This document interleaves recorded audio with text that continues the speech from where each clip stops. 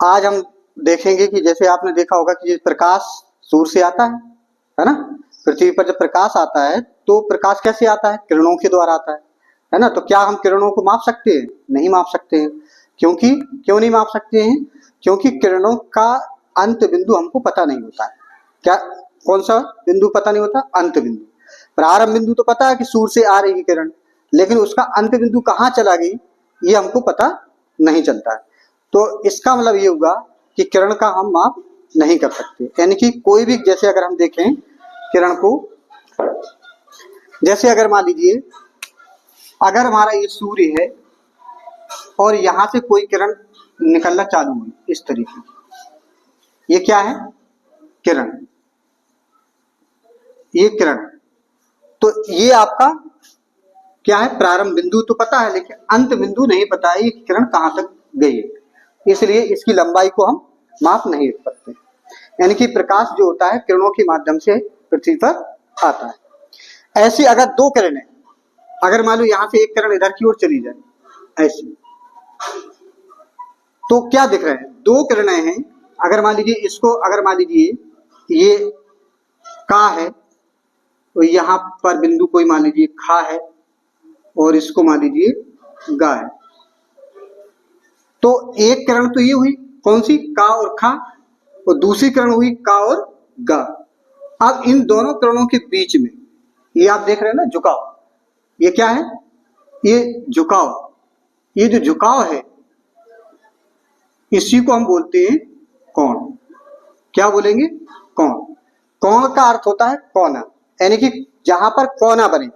अब आप यहां क्या देख रहे हो? अगर इसको हटा दें तो यहां से जो पॉइंट है ये, यहां पर एक कोना सा बन गया है ना। जैसे जो कोहनी है हमारी, ये जो वाली कोहनी, तो इसके दोनों के बीच में क्या दिख रहा है? गैपिंग है। तो एक किरण अगर ये है तो एक किरण ये वाली है, तो इन दोनों के बीच में जो हमारा झुकाव है इसी को हम क्या कहते हैं? कोण कहते हैं। क्या कहते हैं? कोण। तो आज हम कोण के बारे में, बहुत सारे पॉइंटों के बारे में सीखेंगे कि कोण क्या है, कोण किसे कहते हैं, कोण के प्रकार क्या होते हैं। चलिए हम सीखते हैं कोण किसे कहते हैं, कोण का क्या प्रकार है। कोण के बारे में हमने सीखा है कि दो किरणों के मध्य जो झुकाव होता है उसी को हम कोण कहते हैं। अब इसको, कोण को कैसे प्रदर्शित करते हैं? कोण को हम प्रदर्शित करते हैं इस तरीके से, कोने की तरह। ये कोण का प्रदर्शन होता है। किसके द्वारा प्रदर्शित करते हैं? इस तरीके से। ये इसको कोण को प्रदर्शित करते हैं। ये आपका इनके बीच में झुकाव होता है उसको हम कोण कहते हैं। कोण के प्रकार, कोण कितने प्रकार के होते हैं? कोण के प्रकार, कोण के प्रकार। अब हम पढ़ेंगे कोण के प्रकार। कोण के, अगर ये लाइन, ये वाली जो का और गा, अगर दो लाइन इस तरीके की हो, एक लाइन हो और इसी के ऊपर एक और लाइन चली जाए इस तरीके की, तो ये दोनों लाइनें कैसी हुई? एक के ऊपर एक, इनके बीच में किसी प्रकार का कोई झुकाव नहीं है। तो इस प्रकार की, जब इसको हम बोलेंगे शून्य कोण। इसको क्या बोलेंगे? शून्य कोण। कौन सा कोण होगा? शून्य कोण। इसके बाद अगर ये वाली लाइन जैसे थोड़ा इधर से झुकाव ऊपर की ओर चलती है इस तरीके से, ठीक है, तो ये चूंकि 90 अंश से कम है, 90 अंश माने इस तरीके की खड़ी लाइन, तो इस कोण को बोलेंगे न्यून कोण। इसको बोलेंगे न्यून कोण, ठीक है। अब इसके बाद अगर यही लाइन इस तरीके की आ जाए, यहां पर 90 अंश का कोण बनाती है, 90 अंश, तो इन दोनों, इसको हम बोलेंगे समकोण। इसको क्या बोलेंगे? समकोण। ये क्या है? समकोण। ये यहां पर न्यून कोण, यानी कि न्यून कोण क्या होता है? 0 से बड़ा, ठीक। न्यून कोण क्या होता है? 0 से बड़ा और 90 अंश से छोटा होता है। समकोण क्या होता है? ये क्या होता है? 0 से बड़ा समकोण। समकोण क्या होगा? 0 से बड़ा और 90 अंश के बराबर होता है। क्या होता है? 90 अंश के बराबर होता है। ये समकोण हो गया। इसके बाद अधिक कोण के बारे में देखेंगे। अधिक कोण क्या होगा? 90 अंश से अधिक होता है ये, ठीक है, 90 अंश से अधिक। ये दो किरणें अगर इस तरीके की हैं, जो एक इनके बीच में जो झुकाव है वो अगर 90 अंश से अधिक हो, अधिक अधिक कोण, और 180 अंश से कम, तो ये कोण कहलाएगा अधिक कोण। कोण अधिक कोण, ठीक है। अभी हमने क्या देखा कि न्यून कोण किसे कहते हैं, समकोण किसे कहते हैं, अधिक कोण किसे कहते हैं। इसके बाद हम देखते हैं अगर मान लीजिए ये वाली किरण और नीचे आ जाती है, यानी कि दोनों किरणें एक समान आ, अगर ये दोनों लाइनें इस घूम करके एक दूसरे के विपरीत आ जाती, एक लाइन ये थी, ये घूमते घूमते घूमते इधर आ गई, यानी कि अब हो गया ये 180 अंश, यहां पर 180 अंश, इतना झुकाव हो गया। तो इसका मतलब ये होगा कि जो ये होता है ऋजु कोण, इसको क्या बोलेंगे? ऋजु कोण, है ना। यहां क्या होगा? ये ऋजु कोण कहलाता है, तो इसको बोलेंगे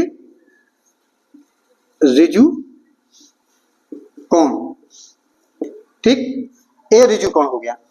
अब इसके बाद अगर ये लाइन और नीचे आ जाती है, यानी कि इस तरीके की आ जाए, इस तरीके से, यानी कि ये वाला कोण, यानी कि एक लाइन ये है, एक लाइन ये है, तो ये क्या होगा? 180 अंश से अधिक, यानी कि ये हो गया वृत्त कोण, वृत्त कोण, इसको बोलते हैं वृत्त कोण। यानी कि वृत्त क्या होता है? वृत्त कोण जो होता है वो 180 अंश से अधिक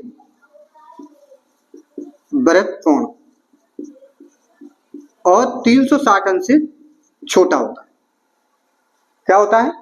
360 अंश से छोटा होता है। इसके बाद